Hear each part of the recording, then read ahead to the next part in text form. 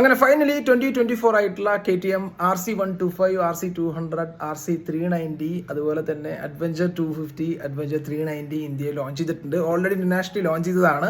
ഏറ്റവും ആദ്യത്തെ കാര്യം കളർ സ്കീം മാത്രമാണ് വ്യത്യാസമുള്ളൂ, അല്ലെങ്കിൽ പെയിന്റിങ് മാത്രമേ വ്യത്യാസമുള്ളൂ. എഞ്ചിനിൽ വ്യത്യാസമല്ല, പ്രൈസിൽ വ്യത്യാസമല്ല. RC ആണെങ്കിലും അഡ്വഞ്ചർ 390 അല്ലെങ്കിൽ അഡ്വഞ്ചർ സീരീസ് ആണെങ്കിലും പുതിയ അഡ്വഞ്ചർ 390 വൈറ്റ് കളറൊക്കെ അടിപൊളിയായിട്ടുണ്ട്. അപ്പോൾ ഒരു കാര്യം നിങ്ങൾ ശ്രദ്ധിച്ചിട്ടുണ്ടാവും, ഇപ്പോൾ ഡ്യൂക്കിന് എഞ്ചിനിൽ ചേഞ്ചസ് വന്നു, സ്പെക്കിൽ ചേഞ്ചസ് വന്നു, ഫ്രെയിമിൽ ചേഞ്ചസ് വന്നു, ഓവറോൾ ചേഞ്ച് ചെയ്തിട്ടാണ് ഡ്യൂക്ക് 250യും ഡ്യൂക്ക് 390യും ലോഞ്ച് ചെയ്തിട്ടുള്ളത്. എന്തുകൊണ്ട് RCക്കും അതുപോലെ തന്നെ അഡ്വഞ്ചറിനും ചേഞ്ചസ് വരാത്തതെന്ന് ചോദിച്ചു കഴിഞ്ഞിട്ടുണ്ടെങ്കിൽ വലിയൊരു ചേഞ്ച് ഈ രണ്ട് മോഡലിനും വരുന്നുണ്ട്.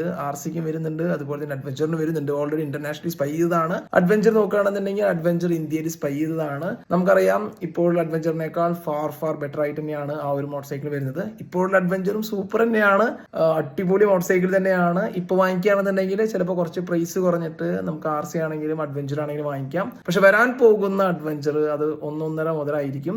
റോയൽ എൻഫീൽഡ് 450 വാങ്ങിക്കാൻ വേണ്ടി നിൽക്കുന്നവര് ജസ്റ്റ് വെയിറ്റ് ചെയ്യണമെന്നുണ്ടെങ്കിൽ പുതിയ അഡ്വഞ്ചർ കൂടി ടെസ്റ്റ് ചെയ്ത് ഓടിച്ച് മനസ്സിലാക്കിയതിനു ശേഷം വാങ്ങിക്കുകയാണ് നല്ലത്. ടൈം ഉണ്ടെങ്കിൽ എന്തായാലും വെയിറ്റ് ചെയ്തോ. ചാ.